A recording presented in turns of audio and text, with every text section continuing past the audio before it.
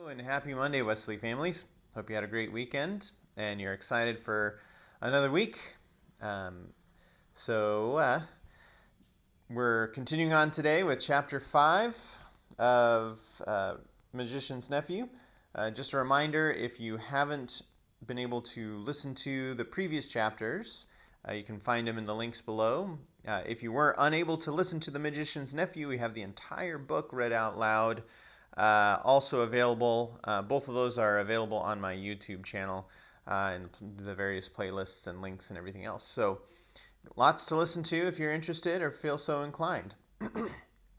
For today, we're continuing on with not the Magician's Nephew, Prince Caspian. Prince Caspian, Chapter 5, Caspian's Adventure in the Mountains.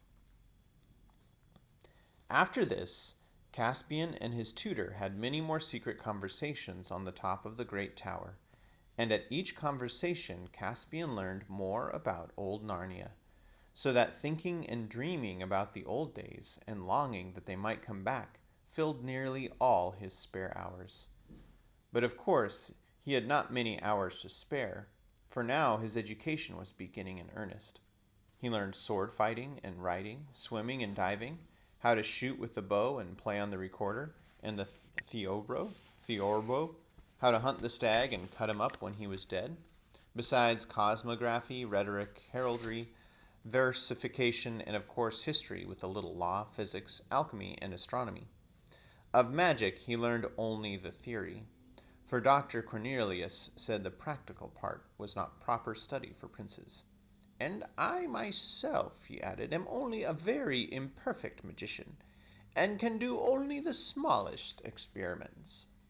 Of navigation, which is a noble and heroic art, said the doctor, he was taught nothing, because King Miraz disapproved of ships and the sea. He also learned a great deal by using his own eyes and ears. As a little boy, he had often wondered why he disliked his aunt, Queen Prunaprismia. He now saw that it was because she disliked him. He also began to see that Narnia was an unhappy country. The taxes were high, and the laws were stern, and Miraz was a cruel man. After some years, there came a time when the queen seemed to be ill, and there was a great deal of bustle and pother about her in the castle, and doctors came and the courtiers whispered. This was in early summertime. And one night, while all this fuss was going on, Caspian was unexpectedly wakened by Dr. Cornelius after he had been only a few hours in bed. Are we going to do a little astronomy, Doctor? Said Caspian. Hush, said the doctor. Trust me and do exactly as I tell you. Put on all your clothes. You have a long journey before you. Excuse me. Caspian was very surprised, but he had learned to have confidence in his tutor, and he began doing what he was told at once. When he was dressed, the doctor said, I have a wallet for you. We must go into the next room and fill it with victuals from your highness's supper table. My gentlemen in waiting will be there, said Caspian. They are fast asleep and will not wake, said the doctor. I am a very minor magician, but I can at least contrive a charmed sleep. They went into the antechamber, and there, sure enough, the two gentlemen in waiting were, sprawling on chairs and snoring hard. Dr. Cornelius quickly cut up the remains of a cold chicken and some slices of venison, and put them with bread and an apple or so, and a little flask of good wine, into the wallet which he then gave to Caspian. It fitted on by a strap over Caspian's shoulder, like a satchel you would use for taking books to school. Have you your sword? Asked the doctor. Yes, said Caspian. Then put this mantle over all to hide the sword in the wallet. That's right. And now we must go to the great tower and talk. When they had reached the top of the tower, it was a cloudy night, not at all like the night when they had seen the conjunction of Tarva and Alambiel. Dr. Cornelius said, Dear Prince, you must leave this castle at once and go to seek your fortune in the wide world. Your life is in danger here. Why? Asked Caspian. Because you are the true king of Narnia, Caspian the 10th, the true son and heir of Caspian the 9th. Long live your majesty. And suddenly, to Caspian's great surprise, the little man dropped down on one knee and kissed his hand. "What does it all mean? I don't understand," said Caspian. "I wonder you have never asked me before," said the doctor, "why, being the son of King Caspian, you are not King Caspian yourself. Everyone, except your majesty, knows that Miraz is an usurper. When he first began to rule, he did not even pretend to be king. He called himself Lord Protector. But then your royal mother died, the good queen, and the only Telmarine who was ever kind to me. And then, one by one, all the great lords who had known your father died or disappeared. Not by accident either. Miraz weeded them out. Belisar and Uvilas were shot with arrows on a hunting party. By chance, it was pretended. All the great houses of the Passerids he sent to fight giants on the northern frontier, till one by one they fell. Arlane and Eramon and a dozen more he executed for treason on a false charge. The 2 brothers of Beaver's Dam he shut up as madmen. And finally he persuaded the 7 noble lords, who alone among all the Telmarines did not fear the sea, to sail away and look for new lands beyond the Eastern Ocean.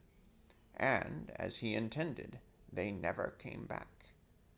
And when there was no one left who could speak a word for you, then his flatterers, as he instructed them, begged him to become king. And of course he did. "Do you mean he now wants to kill me too?" said Caspian. "That is almost certain," said the Dr. Cornelius. "But why now?" said Caspian. "I mean, why didn't he do it long ago if he wanted to? And what harm have I done him?" "He has changed his mind about you because of something that happened only 2 hours ago. The queen has had a son." "I don't see what that's got to do with it," said Caspian. "Don't see?" exclaimed the doctor. "Have all my lessons in history and politics taught you no more than that?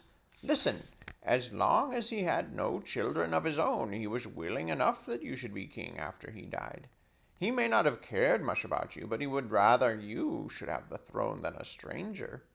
Now that he has a son of his own, he will want his own son to be the next king. You are in the way. He'll clear you out of the way." "Is he really as bad as that?" said Caspian. "Would he really murder me?" "He murdered your father," said Dr. Cornelius. Caspian felt very queer and said nothing. "I can tell you the whole story," said the doctor, "but not now. There is no time. You must fly at once." "You'll come with me?" "I dare not," said the doctor. "It would make your danger greater. 2 are more easily tracked than 1. Dear Prince, dear King Caspian, you must be very brave. You must go alone and at once. Try to get across the southern border to the court of King Nine of Archenland. He will be good to you." "Shall I never see you again?" said Caspian in a quavering voice. "I hope so, dear king," said the doctor. "What friend have I in the wide world except your majesty? And I have a little magic, but in the meantime speed is everything. Here are 2 gifts before you go. This is a little purse of gold. Alas, all the treasure in this castle should be your own by rights. And here is something far better." He put in Caspian's hands something which he could hardly see, but which he knew by the feel to be a horn. "That," said Dr. Cornelius, "is the greatest and most sacred treasure of Narnia. Many terrors I endured, many spells did I utter to find it when I was still young. It is the magic horn of Queen Susan herself, which she left behind her when she vanished from Narnia at the end of the Golden Age. It is said that whoever blows it shall have strange help. No one can say how strange. It may have the power to call Queen Lucy and King Edmund and Queen Susan and High King Peter back from the past, and they will set all to rights. It may be that it will call up Aslan himself. Take it, King Caspian, but do not use it except at your greatest need. And now, haste, haste, haste. The little door at the very bottom of the tower, the door into the garden, was unlocked. And that is where the doctor and Caspian would need to depart. "Can I get my horse, Destrier?" said Caspian. "He's already saddled and waiting for you just at the corner of the orchard," said the doctor. During the long climb down the winding staircase, Cornelius whispered many more words of direction and advice.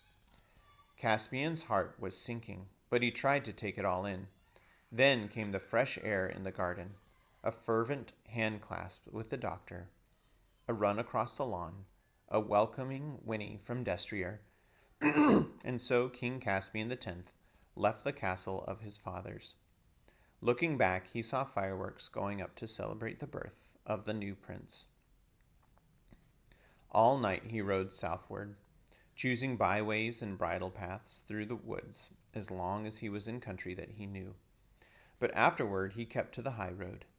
Destrier was as excited as his master at this unusual journey, and Caspian, though tears had come into his eyes at saying goodbye to Dr. Cornelius, felt brave and, in a way, happy to think that he was King Caspian, riding to seek adventures, with his sword on his left hip and Queen Susan's magic horn on his right.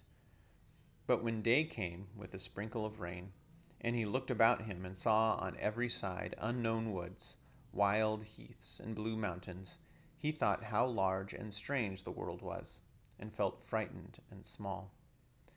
As soon as it was full daylight, he left the road and found an open grassy place amid a wood where he could rest. He took off Destrier's bridle and let him graze, ate some cold chicken and drank a little wine, and presently fell asleep. It was late afternoon when he awoke. He ate a morsel and continued his journey, still southward by many unfrequent lanes. He was now in a land of hills, going up and down, but always more up than down. From every ridge he could see the mountains grow bigger and blacker ahead. As the evening closed in, he was riding their lower slopes. The wind rose. Soon rain fell in torrents. Destrier became uneasy. There was thunder in the air. And now they entered a dark and seemingly endless pine forest, and all the stories Caspian had ever heard of trees being unfriendly to man crowded into his mind. He remembered that he was, after all, a Telmarine, one of the race who cut down the trees whenever they could, and were at war with all wild things. And though he himself might be unlike other Telmarines, the trees could not be expected to know this. Nor did they. The wind became a tempest. The woods roared and creaked all around him. There came a crash. A tree fell right across the road. Just behind him. "Quiet, Destrier, quiet," said Caspian, patting his horse's neck. But he was trembling himself, and knew that he had escaped death by an inch. Lightning flashed, and a great crack of thunder seemed to break the sky in two just overhead. Destrier bolted in good earnest. Caspian was a good rider, but he had not the strength to hold him back. He kept his seat, but he knew that his life hung by a thread during the wild career that followed. Tree after tree rose up before them in the dusk, and was only just avoided. Then, almost too suddenly to hurt, and yet it did hurt him too, something struck Caspian on the forehead, and he knew no more. When he came to himself, he was lying in a firelit place with bruised limbs and a bad headache. Low voices were speaking close at hand. "And now," said one, "before it wakes up, we must decide what to do with it." "Kill it," said another. "We can't let it live. It would betray us." "We ought to have killed it at once, or else let it alone," said a third voice. "We can't kill it now, not after we've taken it in and bandaged its head and all. It would be murdering a guest." "Gentlemen," said Caspian in a feeble voice, "whatever you do, I hope you will be kind to my poor horse." "Your horse had taken flight long before we found you," said the first voice, a curiously husky, earthy voice, as Caspian now noticed. "Now, don't let it talk you around with its pretty words," said the second voice. "I still say—" "Horns and halibuts," exclaimed the third voice. "Of course we're not going to murder it. For shame, Nick-a-Brick. What do you say, Truffle Hunter? What shall we do with it?" I shall give it a drink," said the first voice, presumably Truffle Hunter's. A dark shape approached the bed. Caspian felt an arm slipped gently under his shoulders. If it was exactly an arm, the shape somehow seemed wrong. The face that bent toward him seemed wrong too. He got the impression that it was very hairy and very long-nosed, and there were odd white patches on each side of it. "It's a mask of some sort," thought Caspian, "or perhaps I'm in a fever and imagining it all." A cupful of something sweet and hot was set to his lips, and he drank. At that moment, one of the others poked the fire. A blaze sprang up, and Caspian almost screamed with the shock as the sudden light revealed the face that was looking into his own. It was not a man's face, but a badger's, though larger and friendlier and more intelligent than the face of any badger he had seen before. And it had certainly been talking. He saw, too, that he was on a bed of heather, in a cave. By the fire sat two little bearded men, so much wilder and shorter and hairier and thicker than Dr. Cornelius, that he knew them at once for real dwarves, ancient dwarves with not a drop of human blood in their veins. And Caspian knew that he had found the old Narnians at last. Then his head began to swim again. In the next few days, he learned to know them by names. The badger was called Truffle Hunter. He was the oldest and kindest of the three. The dwarf who had wanted to kill Caspian was a sour black dwarf. That is, his hair and beard were black, and thick and hard like horsehair. His name was Nick-a-Brick. The other dwarf was a red dwarf with hair rather like a fox's, and he was called Trumpkin. "And now," said Nick-a-Brick on the first evening when Caspian was well enough to sit up and talk, "we still have to decide what to do with this human. You two think you've done it a great kindness by not letting me kill it, but I suppose the upshot is that we have to keep it a prisoner for life. I'm certainly not going to let it go alive, to go back to its own kind and betray us all." "Bulbs and bolsters, Nick-a-Brick," said Trumpkin. "Why need you talk so unhandsomely? It isn't the creature's fault that it bashed its head against the tree outside our hole, and I don't think it looks like a traitor." "I say," said Caspian, "you haven't yet found out whether I want to go back." "I don't. I want to stay with you, if you'll let me. I've been looking for people like you all my life." "That's a likely story," growled Nick-a-Brick. "You're a Telmarine and a human, aren't you? Of course you want to go back to your own kind." "Well, even if I did, I couldn't," said Caspian. "I was flying for my life when I had my accident. The king wants to kill me. If you'd killed me, you'd have done the very thing to please him." "Well now," said Truffle Hunter, "you don't say." "Eh?" said Trumpkin. "What's that? What have you been doing, human, to fall foul of Miraz at your age?" "He's my uncle," began Caspian, when Nick-a-Brick jumped up with his hand on his dagger. "There you are," he cried. "Not only a Telmarine, but a close king and heir to our greatest enemy. Are you still mad enough to let this creature live?" He would have stabbed Caspian then and there if the badger and Trumpkin had not gotten in the way and forced him back to his seat and held him down. "Now, once and for all, Nick-a-Brick," said Trumpkin, "will you contain yourself, or must Truffle Hunter and I sit on your head?" Nick-a-Brick sulkily promised to behave, and the other two asked Caspian to tell his whole story. When he had done so, there was a moment's silence. "This is the queerest thing I have ever heard," said Trumpkin. "I don't like it," said Nick-a-Brick. "I didn't know there were stories about us still told among the humans. The less they know about us, the better. That old nurse now, she'd better held her tongue. And it's all mixed up with that tutor, a renegade dwarf. I hate him. I hate him worse than the humans. You mark my words, no good will come of it." "Don't talk about things you don't understand, Nick-a-Brick." Oops, sorry. Don't talk about things you don't understand, Nickabrick, said Truffle Hunter. You dwarfs are as forgetful and changeable as the humans themselves. I'm a beast, I am. And a badger, what's more. We don't change. We hold on. I say great good will come of it. This is the true king of Narnia we've got here. A true king, coming back to true Narnia. And we beasts remember, even if dwarfs forget, that Narnia was never right except when a son of Adam was king. Whistles and whirligigs, Truffle Hunter, said Trumpkin. You don't mean you want to give the country to humans? I said nothing about that, answered the badger. It's not men's country. Who should know better than me? But it's a country for a man to be king of. We badgers have long enough memories to know that. Why, bless us all, wasn't High King Peter a man? Do you believe all those old stories? Asked Trumpkin. I tell you, we don't change, we beasts, said Truffle Hunter. We don't forget. I believe in the High King Peter and the rest that reigned at Cair Paravel as firmly as I believe in Aslan himself. As firmly as that, I dare say, said Trumpkin. But who believes in Aslan nowadays? I do, said Caspian. And if I hadn't believed in him before, I would now.